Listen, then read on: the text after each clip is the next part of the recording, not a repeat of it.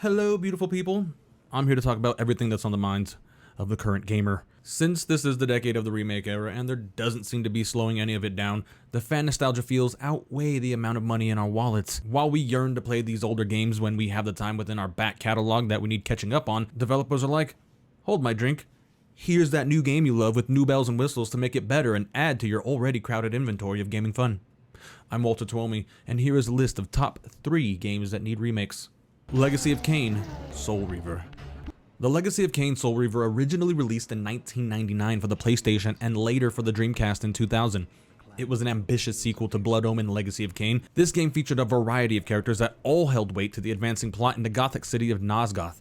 The story was written by Amy Hennig, who wrote for the Uncharted series, and it was about a vampire named Raziel, and featured some of the most amazing voice acting ever, still holding up to this day. Raziel seeks revenge against his vampire brothers that murdered him at the height of their power. The story unfolds into a deeper plot in Soul Reaver 2, the direct sequel, which eventually alludes to a vast time-traveling story that holds up to the likes of the very best right up there with Hollywood cinema.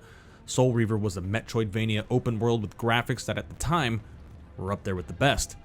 The world even morphed and changed at the player's whim between the material realm and spectral realm. Combat was varied, and the puzzles mostly consisted of moving blocks, but the overall package is beloved by those that played it. If we can get a remake of this beloved classic, it would show what everyone was missing within the mature story told within that was way ahead of its time, and still has one of the best, darkest openings in video game history.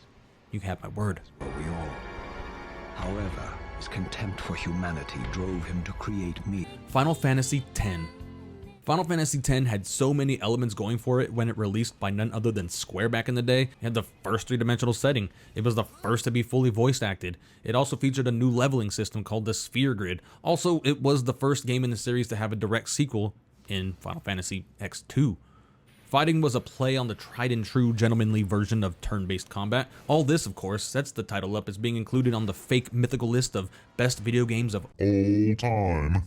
Tidus is the main protagonist and of course joins a ragtag cast of characters all set out to save the world, and no FF can be completed without a love portion of the story, which I dare say hard carries the plot here.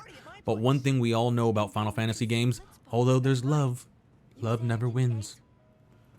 I think Square hates love, to be honest.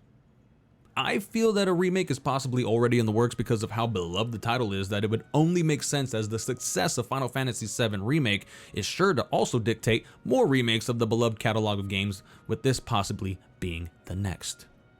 Bloodborne. I would be amiss if I said this whole list wasn't made entirely around the fact that we all want a Bloodborne something or the other, either in a 60 FPS update or a direct remake, which Bluepoint Games already has massively accomplished with Demon's Souls for the PlayStation 5.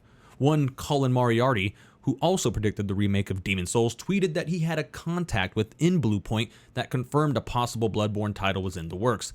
Sony definitely knows what they have with this game, as popular content creators always sing its praise, and it's always trending on the platform formerly known as Twitter. What can be said is that this title is the most HP Lovecraftian experience ever created, even if another game is called Cthulhu itself. If you love any horror at all, I dare you to name the director or author who said that Lovecraft wasn't an inspiration for their creation. It's impossible. This title is a direct love letter to that fact. From Software has a specific way of telling stories that was perfect for this video game. Every booger and strand of hair has a deeper story if you choose to go down the path, and all of it ties into the main plot itself in some form. A masterclass in gaming and world building, its story stays with you even after you've completed one playthrough. No game more deserves an update of some kind than this masterpiece right here. And that's it. If I'm wrong, remember to threaten me in the comments down below and leave hateful messages and maybe a correction or two, but don't forget to subscribe and follow if you like what you saw here. Stay dirty, humans.